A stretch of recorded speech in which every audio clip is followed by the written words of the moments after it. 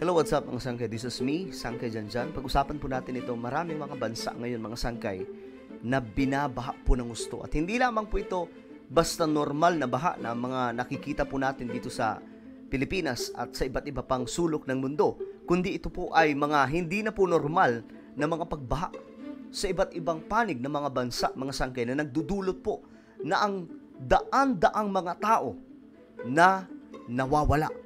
Pag-usapan po natin yan, pero bago tayo magsimula, paki-subscribe po muna yung ating YouTube channel. Ayan po, sa baba ng video na to, makikita nyo po mga sangkay yung subscribe button. I-click nyo lamang po yung subscribe, tapos i-click nyo yung bell, at i-click nyo po yung all. Dahil dito mga sangkay, 1.21 million subscribers na po tayo. So parami po tayo ng parami. Kaya naman mga sangkay, kung hindi ka pa po nakakapag-subscribe, alam mo na po ang iyong gagawin. Paki-subscribe po yung ating YouTube channel. Sa mga nanonood po sa Facebook, huwag kalilimutan na i-follow ang ating Facebook page. Ngayon, ito mga sangkay, pag-usapan po natin. Kasi ayon po dito, alam nyo, guys, mahalaga po itong impormasyon na dapat pong mapulot nating lahat mga sangkay. Maliban po sa magulong politika sa Pilipinas, ito dapat ang inahabol natin ng mga impormasyon. Dahil ito po ay patungkol sa nangyayari mismo, globally. Hindi po ito basta awayan ng mga politiko lamang mga sangkay, kundi tumutumbok na po ito sa pagkasira ng ating mundo dulot po nitong climate change. Ayon po sa report, ang climate change mismo mga sangkay ang nagpapalakas daw po sa global floods. Ito po ay mga pagbaha sa iba't ibang panig ng mundo mga sangkay, kagaya po ng Brazil, Afghanistan, East Africa at marami pa pong mga bansa o kontinente. Ngayon mga sangkay, matindi po ang nangyayari dahil nga po, daan-daan po talaga ang nawawala. Well, tingnan po natin ang balitang to. For that matter, across the globe, the relentless march of climate change, it's leaving its mark on nations far and wide, from China to Afghanistan, Indonesia to Brazil. Dami po, di ba? Mga nabanggit dito, China, Indonesia, Afghanistan, Africa, Brazil, at marami pa pong mga bansa, mga sangkay. Sabay-sabay po yan na nangyayari. Ngayon, baka iniisip po natin na sanay naman po ang Pilipinas dyan. Normal lang naman yan sa mga Pilipino na nakakaranas. Pero take note mga sangkay, hindi po ito yung tipong normal na mga pagbaha na nakikita po natin. Ito po ay talagang hindi nyo magugustuhan mga sangkay kung mangyayari po dito sa ating bansa. Biruin mo, ito mga bansa na nadadali ngayon mga sangkay, may ilan na mga progressive country pero matindi pa rin po ang damage. The interconnected stories of devastation underscore the urgent need for global action to address the escalating impact on vulnerable communities. Okay. Sabi po dito, kailangan daw po ng global community action. So, ibig sabihin, hindi lamang po ang mga world leaders ang magte-take ng action dito, kundi mismo tayo mga sangkay. Tayo mismo mga nasa komunidad, bahagi po ng bansa. Tayo po mismo ang kikilos para po. Kasi, alam nyo, paulit-ulit ko na lamang po ito sinasabi. By 2030, magiging normal na po ang lahat ng ito. Ito na po yung magiging new normal.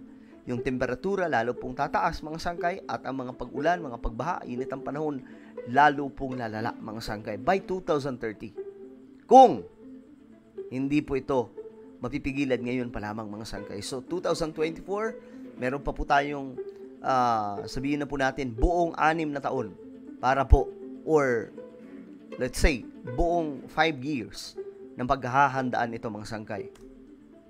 According to reports, heavy rain washed away China, southwest and Guangxi. Grabe, pati rin pala sa China, no? Ito rin po ang nangyayari. Region, flooding ravaged streets and vehicles in Hsinchu City. Tingnan nyo yan, no? Mga sangkay. Emergency crews worked tirelessly to evacuate residents to safety using boats, while a landslide in Napo County blocked the road. This prompted urgent efforts to clear debris. Meanwhile, forecasts warn of more rainfall in southern China, including Guizhou and Yunnan province. In Indonesia, the aftermath of torrential... ito, Indonesia naman. Yung nakita natin kanina, China po yan. So, ito, Indonesia. Downpour on Sumatra Island brought devastation. Flash floods triggered by monsoon rain and coal lava mudslides from Mount Merapi claimed the lives of 41 people, with many more injured. 17 are said to be missing. According may mga nawawala rin po. Kita nyo na, mga sangkay. to the National Disaster Management Agency, the floods submerged over 100 structures in the mountainous villages, highlighting the catastrophic consequences of extreme weather events exacerbated by climate change. Climate change na naman. So, sino dito yung mga hindi pa rin naniniwala sa climate change? This is really happening right now in our time. Mga sangkay na talagang, ewan ko kung paano pa po nila ito mapipigilan. Kasi if we can if we will analyze, mga sangkay, kung ano po ang ginagawa ng world leaders, hindi po ang pagsugpo sa mga natural disaster o paggawa ng mga plano, mga sistema, mga sangkay na maibsan itong climate change. What they are doing is preparing for Third World War. And another story po yan, mga sangkay. Kung mangyayari ang World War III, may climate change pa na number one problem. Siyempre, masisira po ang kalikasan dyan. Ano pa ang mangyayari sa ating mundo? Kung tutusin, mga sangkay, masasabi po natin, tao mismo ang tumutupad sa mga propesiya na nakasulat po sa Biblia. Meanwhile, in Brazil's Rio Grande do Sul state, Ito, Brazil naman, mga sangkay. river levels rose again. Lahat ng ito, mga sangkay, napag-usapan na rin po natin. Kumbaga, ito po ay, tawag dito, yung titignan muli po natin itong mga lugar, mga bansa mismo na tinamaan, mga sangkay. Strong rain lashed waterlogged southern Brazil, where flooding has killed 145 people. Grabe, ang dami, di ba? Ang dami pong nawala, nabuhay. Tingnan nyo yan, mga sangkay. And forced hundreds of Brazil po thousands yan. from their homes.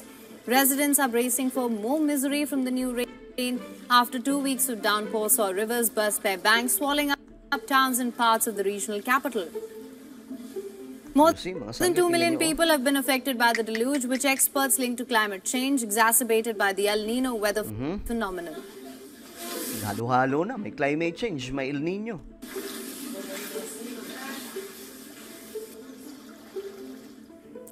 And finally, we take it to Afghanistan, where the toll of natural disasters continues to mount.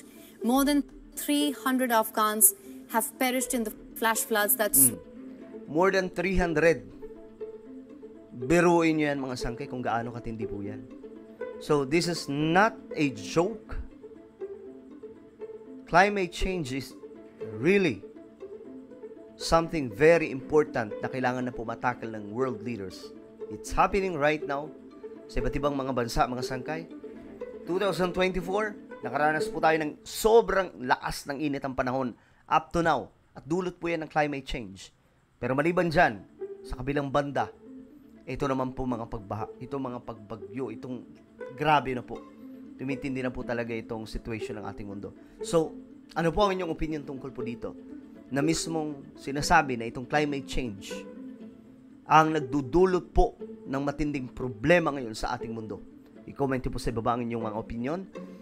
Mayroon po ako isang YouTube channel, guys. Ito po ay Sangkay Revelation. Hanapin niyo po sa YouTube o di kaya makikita niyo po ngayon yan sa screen. Kapag nakita niyo na, mga sangkay, i-click niyo yung subscribe, i-click ang bell, at i-click niyo po yung all. Okay? So ako na po yung magpapaalam. Mag-iingat pong lahat. God bless everyone.